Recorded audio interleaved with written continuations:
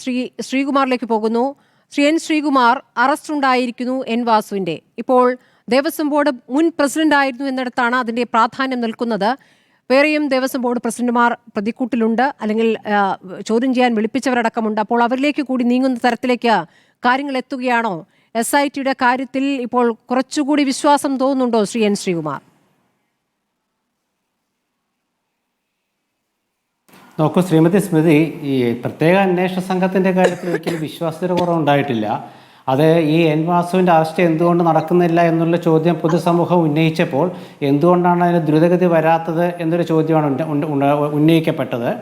അത് ഒരുപക്ഷെ അവർക്ക് കൃത്യമായ തെളിവുകളൊക്കെ സംഘടിപ്പിച്ചിട്ട് പ്രതികൾ രക്ഷപ്പെടാതിരിക്കാനുള്ള പഴുതൊക്കെ അടച്ചതിന് ശേഷമുള്ള അറസ്റ്റായിരിക്കാം. പക്ഷേ ഇതിൽ പ്രശ്നം ഇതിപ്പോൾ രാഷ്ട്രീയമായിട്ട് വരുമ്പോൾ ഇത് CPM പ്രതിക്കൂട്ടിലായി എന്നുള്ളതാണ്. കൃത്യമായിട്ട് പറഞ്ഞാൽ CPM ആണ് ഇപ്പോൾ പ്രതിക്കൂട്ടിൽ. ശബരിമല ശാസ്താവിൻ്റെ സ്വർണ്ണമിനെയും അവിടെ കൊണ്ടു കൊടുക്കേണ്ട ബാധ്യത CPM നേതൃത്വത്തിന് വന്നിരിക്കുകയാണ്. CPM നേതൃത്വം എന്ന് പറയുമ്പോൾ ഇതെന്തൊരു ചോദ്യമാണെന്ന് ചോദിച്ചേക്കാം. കാരണം എന്താ വെച്ചാൽ 2019 മുതൽ 25 വരെ ഭരിച്ച ദേവസ്വം ബോർഡിനെ നിയന്ത്രിച്ച CPM-ഉം ദേവസ്വം വകുപ്പ് ഭരിച്ച CPM-ഉമാണ്. അപ്പോൾ ഇവരിപ്പോൾ രണ്ട് കാര്യം ചെയ്യണം. ഒന്ന്, ആഗോള അയ്യപ്പ സംഗമം നടത്തിയ സ്ഥിതിക്ക് ആഗോളതലത്തിൽ മാപ്പ് പറയണം. ഒന്ന്. രണ്ടാമത്തെ കാര്യം, ഇവരുടെ ഓരോ കാര്യങ്ങൾ CPM-ൻ്റെ രാഷ്ട്രീയമായ ഓരോ വിശദീകരണവും സംസ്ഥാനം, പിന്നെ ദേശീയം, പിന്നെ അന്തർദേശീയം ഇവിടെ സംഭവിച്ചിരിക്കുകയാണ്. സംസ്ഥാനത്താണ് സ്വർണം കൊള്ള ചെയ്യപ്പെട്ടത്. അതിൻ്റെ അന്തർ സംസ്ഥാന ബന്ധമുണ്ട്. അതിനുശേഷം ഇത് ഒരു അന്താരാഷ്ട്ര വിഗ്രഹക്കടത്തുമായി ബന്ധമുണ്ടോ എന്നൊരു സംശയം പ്രകടിപ്പിച്ചിട്ടുണ്ട്. അപ്പം സംസ്ഥാന, ദേശീയ, അന്തർദേശീയ നിലവാരത്തിൽ CPM ഇനി അതിന് മറുപടി പറയണം. മറ്റൊരു കാര്യം എന്ന് വെച്ചാൽ ഇതിൽ CPM നേതാവാണ് ഇപ്പോൾ അറസ്റ്റിലായിട്ടുള്ളത്.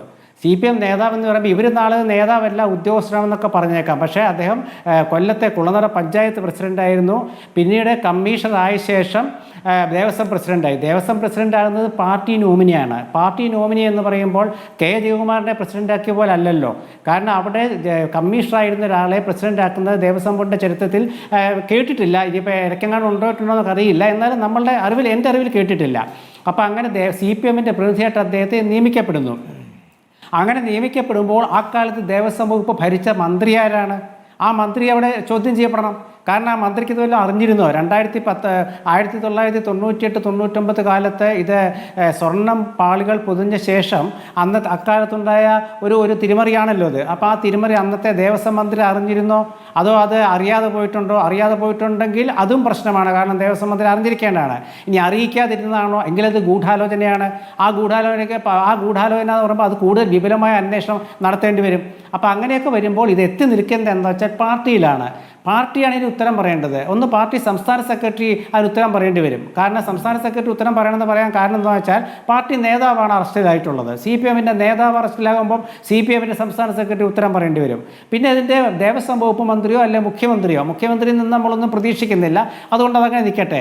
പക്ഷേ ഇതൊരു അന്തർ സംസ്ഥാന, അന്തർദേശീയതയിലേക്ക് വരുമ്പോൾ പാർട്ടിയുടെ ദേശീയ ജനറൽ സെക്രട്ടറി MA ബേബി മറുപടി പറയണം. കാരണം അദ്ദേഹം മലയാളി കൂടിയാണ്. ഇങ്ങനെ ഒരുപാട് വിഷയങ്ങളിൽ പാർട്ടി മറുപടി പറയേണ്ടി വരും. കാരണം ജനങ്ങളോട് പാർട്ടി പറഞ്ഞ എന്താണെന്ന് വെച്ചാൽ ഈ ശബരിമലയിലത്തെ നേരത്തെ കഴിഞ്ഞ ചർച്ചയില്ല നമ്മുടെ CPM പ്രതിനിധി പറഞ്ഞ പോലെ അയ്യൻ്റെ സ്വത്ത്, അങ്ങനെയാണല്ലോ ഇപ്പോൾ CPM പറയുന്നത്. അയ്യൻ്റെ സ്വത്ത് സംരക്ഷിക്കേണ്ട ഒരു സംസ്ഥാന സർക്കാരിൻ്റെ സർക്കാർ നിയമിച്ച പാർട്ടി പ്രതിനിധികൾ അടങ്ങിയ സംഘം ആ സ്വർണം കടത്തിക്കൊണ്ടുപോയി എന്നുള്ളതാണ്. അപ്പോൾ അതിനാരാ ഉത്തരം പറയേണ്ടത്? സംസ്ഥാന സർക്കാരാണ്. അപ്പോൾ സംസ്ഥാന സർക്കാരിന് അയ്യൻ്റെ സ്വത്ത് സംരക്ഷിക്കാൻ പറ്റിയില്ല, ഒന്ന്. രണ്ടാമത്തെ കാര്യം, സംസ്ഥാന സർക്കാർ ഈ കേസ് ഇത്രയും കാലം 2016 മുതൽ 2025 വരെ നവകേരളം എന്നാണ് ഇവർ പറഞ്ഞിരുന്നത്. അപ്പോൾ കേരളത്തിൻ്റെ ചരിത്രത്തിൽ, അതായത് ശബരിമല ശാസ്താവിൻ്റെ സ്വർണം കൊള്ളയടിക്കപ്പെട്ട കാലം എന്ന് പറയുമ്പോൾ അത് ശ്രീ പിണറായി വിജയൻ മുഖ്യമന്ത്രിയായിരുന്ന നവകേരള കാലത്താണെന്ന് പറയേണ്ടി വരും. അപ്പോൾ നവകേരളം എന്നുള്ള വാക്കുപോലും ഇനി അപ്രസക്തമായി കഴിഞ്ഞു. നവകേരളം എന്ന് വെച്ചാൽ എന്താണോ ഉദ്ദേശിച്ചത്? കള്ളവുമില്ല ചതിയുമില്ലാത്ത ഒരു കാലത്തിലേക്ക്, ഒരു പുരോഗമന കാലത്തിലേക്ക് കേരളത്തിലെ ജനങ്ങളെ എത്തിക്കാൻ വേണ്ടിയുള്ളൊരു പരിപാടിക്കാണ് നവകേരളം എന്ന് പറയുന്നത്. അപ്പോൾ ഇത് പ്രാചീന കേരളത്തെ പോലും കഷ്ടത്തിലാക്കുന്ന രീതിയിൽ, പ്രാചീന കേരളത്തിലും ശബരിമലയിലത്തെ സ്വർണ്ണം ആരും കൊള്ളയടിച്ചിട്ടില്ല. അപ്പോൾ അയ്യപ്പൻ്റെ സ്വർണ്ണം കൊള്ളയടിക്കപ്പെട്ട നവകേരളം എന്ന് പറയുമ്പോൾ ഇനി നവകേരളം എന്നുള്ള വാക്കിനെ എടുത്ത് കളയണം.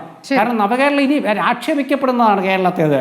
കാരണം എന്താ വെച്ചാൽ ഇത് ഭരിക്കുന്ന പാർട്ടിയുടെ ഒരു പ്രതിനിധികളടങ്ങിയ ബോർഡിൻ്റെ ഉത്തരവാദിത്വത്തിലേക്ക് എത്തിയിരിക്കുന്നു. കാരണം നമ്മൾ ഇത്രയും കാലം ഉദ്യോഗസ്ഥന്മാരിലേക്ക് എത്തിയത്, ഈ ഉദ്യോഗസ്ഥന്മാരൊക്കെ ഒക്കെ ഒരു പാർട്ടി ബന്ധം ഉണ്ടായിരുന്നു നമുക്കറിയാം. ആ ഉദ്യോഗസ്ഥന്മാരെ അവസാനം ചെന്ന് എത്തുന്നത് എന്താണ്? ദേവസ്വം ബോർഡ് പ്രസിഡന്റിലേക്കാണ്. ദേവസ്വം ബോർഡ് പ്രസിഡന്റ് എന്ന് പറയുമ്പം കമ്മീഷണറായിരുന്ന ആളെ പ്രസിഡന്റ് ആക്കിയെന്നുള്ളത് മാത്രമല്ല, കുളനട മുൻ പഞ്ചായത്ത് പ്രസിഡന്റ്, CPM-ന്റെ പഞ്ചായത്ത് പ്രസിഡന്റാണ്. പഞ്ചായത്ത് പ്രസിഡന്റ് എന്ന് പറയുമ്പോൾ അത് നേതൃതലത്തിലേക്ക് വരുന്ന ഒരാളാണല്ലോ. അപ്പോൾ അതൊക്കെ കൊണ്ട് പാർട്ടി ഇതിലെ പ്രതിരോധത്തിലായി, പാർട്ടി പ്രതിക്കൂട്ടിലായി എന്നുള്ളതാണ് എൻ്റെ ഒരു നിഗമനം.